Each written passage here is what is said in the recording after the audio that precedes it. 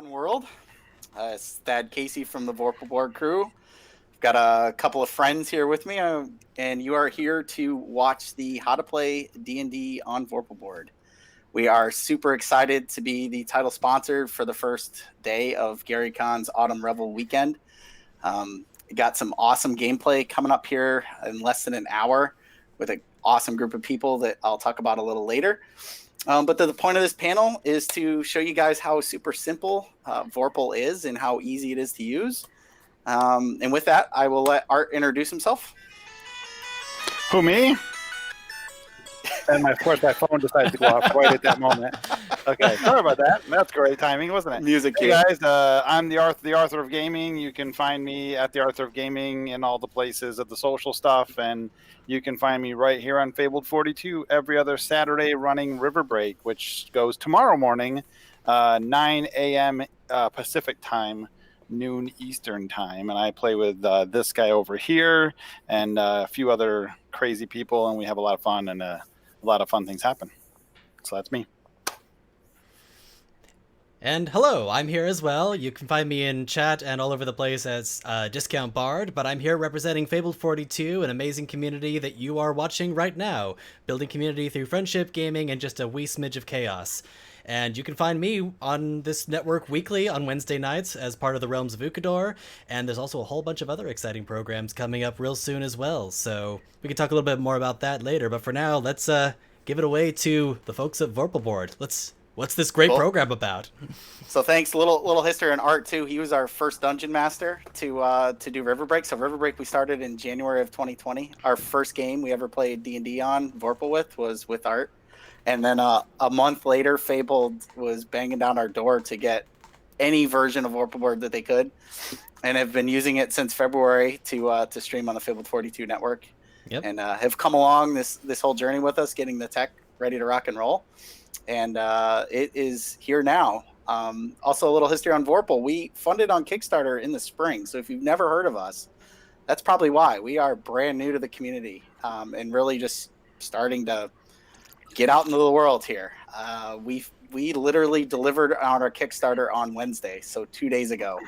Huge, insane push for us. So yeah, lots and lots of good things going on. And there it is. Art's got his edition there.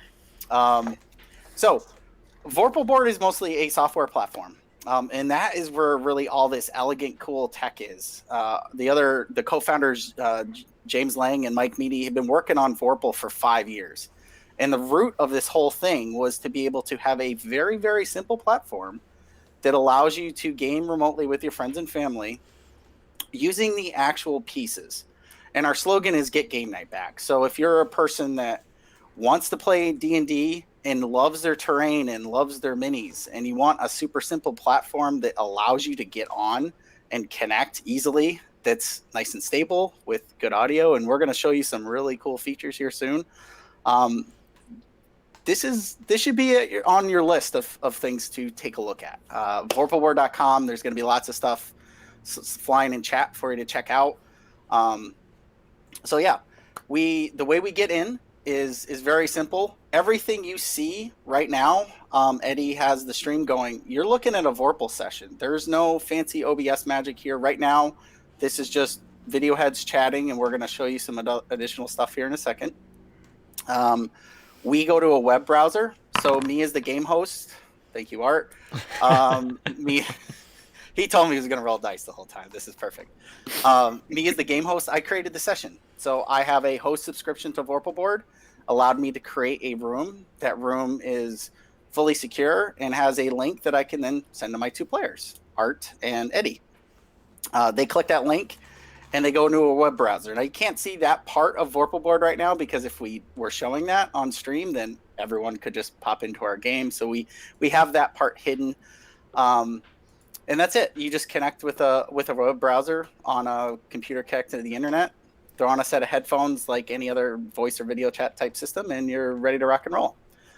We can turn on and off our videos feeds if you ever need to do that. We can also mute the audio, which I can't do and continue to talk. Can I interrupt you for a second? Yeah. Oh, That's you were why I actually was raising my hand. I thought you were talking to Man. Julie or something. So inconsiderate. Do you want to tell the people, like someone was just mentioning there about the money? How much does it cost for Vorpal board? Vorpal is $5 a month for a host subscription. Whopping $5. So everything we're going to show you tonight, you can do for the one person who wants to be able to start games. It's $5. Everybody that's playing, it's completely free. You don't need an account. You don't need to sign up for anything. All the players just click the link and they're into the game. And we actually have a code going for GaryCon weekend for the Autumn Revel. It's GCAR20. And that lets you get a free month. So if you're interested in just checking it out, kicking the tires on it, go ahead and hit that code at checkout and you can get a free month. And if you don't like it, you can cancel the subscription before the 30-day trial runs out. Good question. Thank you, Art. I'll pay attention to the hand cues again next time. All right, so I'll just show you player color. And that's pretty much it on the bottom bar. And yeah, What else does player color have to do with? Well, let's switch to layout 2 and I'll show you. So what we do is we save some layouts. And let me explain what's going on here. And this is where Art can definitely jump in. This right here on the right is a live video feed of Art's tabletop from his house streaming with his cell phone. So he's just in the Vorpal board app. Oh, no, now I broke it. now he broke the focus. We've lost focus. He's just in the Vorpal board app, connected to this particular session with his screen pointed down. I love how smooth and technical and perfect we are at all this stuff. So with the pointers, and this is what Art's question was: is what's the point of the pointers and what's the point of different colors?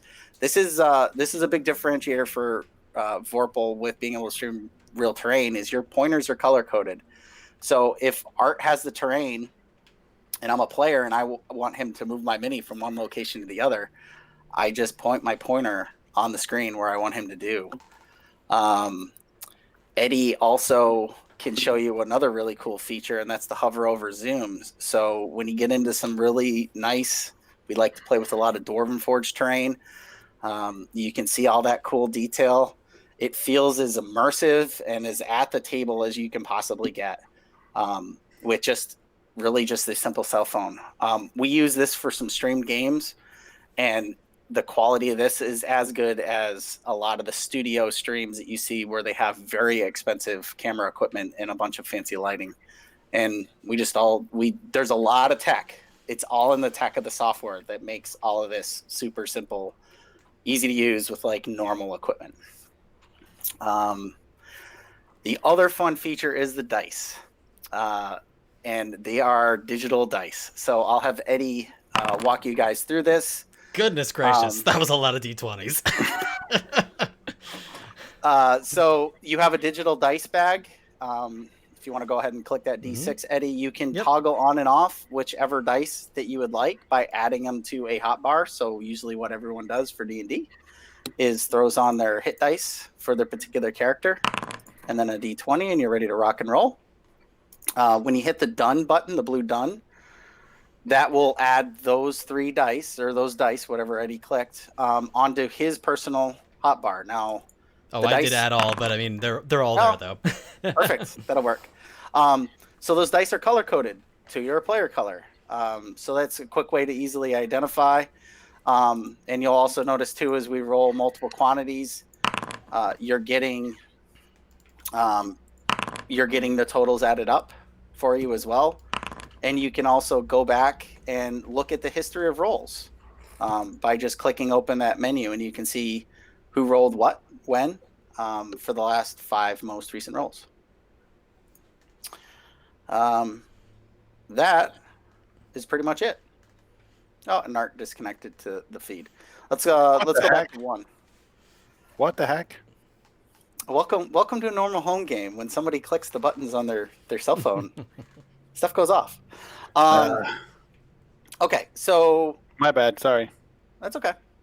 So It's we've back. pretty much covered all the features for a basic Vorpal game at this point. I mean, that's pretty much it, right? I mean, you're connecting to a remote session, you're streaming your tabletop, you're playing with the real stuff, and you've got dice and video chats. All these windows, you just move around and reposition, change them to whatever you want. Saving layouts is super easy. You hit the control button and a number on your keyboard, and it saves. Control 1 will save layout 1. Control 2 will save layout 2, and you just hit 1 or 2 to toggle back and forth between those. We're in an And RP that's all. session right now. And then Yeah. look, now we're in a battle. So it is super simple, super easy, and very stable. And at that point, you are playing Dungeons and Dragons, and a lot of other tabletop games that work perfectly well within this platform. When you're ready to elevate your game, we're going to go to another layout and show you some examples. Hit layout 3 if you would, Eddie. This is kind of a fancier thing. All these little game elements here are just literally pictures we bring in, again, with the Vorpal app into a game session. These are just photos on my cell phone. We've got these really nice player borders that we put around the characters. You'll see these showcased tonight on the Fabled 42 game and Vorpal game with all of our cool partners. These are Hero Forge color minis that we cropped out of the Hero Forge color tool. Hero Forge has been an awesome partner for us. Thank you very much. Here's a really good shot of Art's virtual self-image, and no, everyone that's watching, he is not that fit and trim. He likes to think that he is. Totally. Let's just point this out. Thad is just jealous because I cosplay my character when I DM, and he doesn't. That's all I'm saying. I show up looking like my mini. He doesn't. Okay. So these are just simple things. You can also just do like a player token. So here's Ember Moon, who plays with us a bunch, and we use tokens like this for initiative tracking and things like that. Here's another Hero Forge color mini, and this is actually it. Again, this is just a photo scan and crop, and you get this absolutely amazing detail that you can bring in. Now, this isn't just for fun, right? The way we showed you how to play with the physical minis, you have to have your DM move them. If you would rather move your mini around on the screen yourself as a player, you can bring your mini in digitally. Certainly don't have to, but you can. And then you just move those around the terrain. We can do some cool spell area effects. So if I want to cast Fireball, which the Dwarven Forge crew loves me doing in small warehouses, and blowing stuff up, you can cast Fireball. So as a player, that also lets me reposition where I want the Fireball to hit or not to hit, kind of thing. So you just resize it to the size of the terrain, and you're ready to rock. Again, just all photos.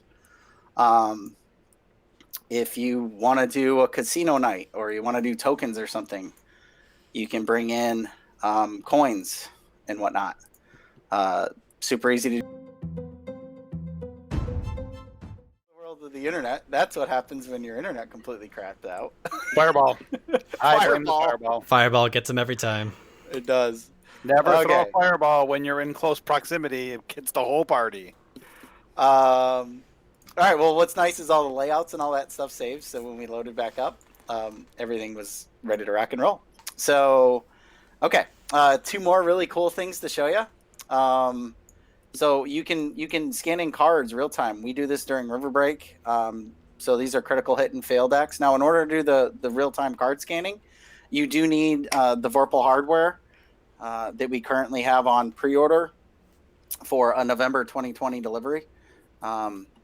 And that is also on sale on vorpalboard.com if you want to check that out. And it's very affordable, and it's a super, super nice box. That was what Art was holding up. Not just a nice cardboard, but a really, really nice wood and leather scanning box. Want me to show them the box? Sure, if you want to set that up, that'd be cool. And then Eddie, actually, if you want to show them, if you click on the card and you hit the plus or the space bar, it pops up an auto zoom. Oh, look at that. since Eddie doesn't use this in his D&D game, Yes. probably didn't even know that. But I was not even aware this was a feature. Yeah.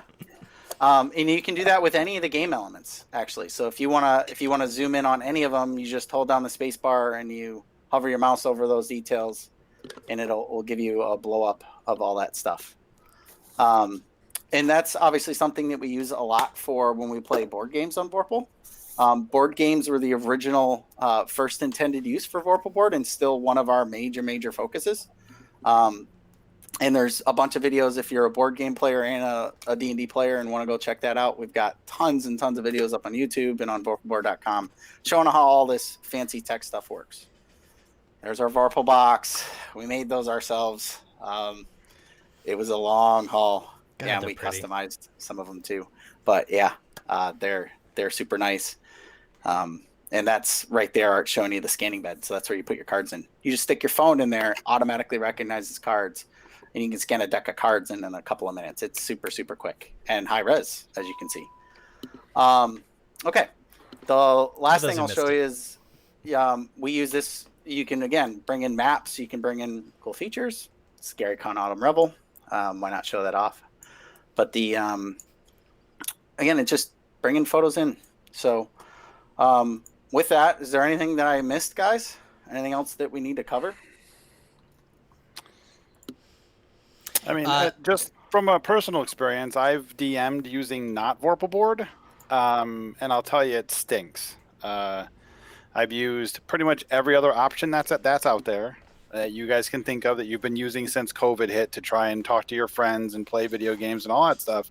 I've been using all of them on my Friday night game, and they all just suck. They're no good. The video quality is junk. You can see the video quality here is super good.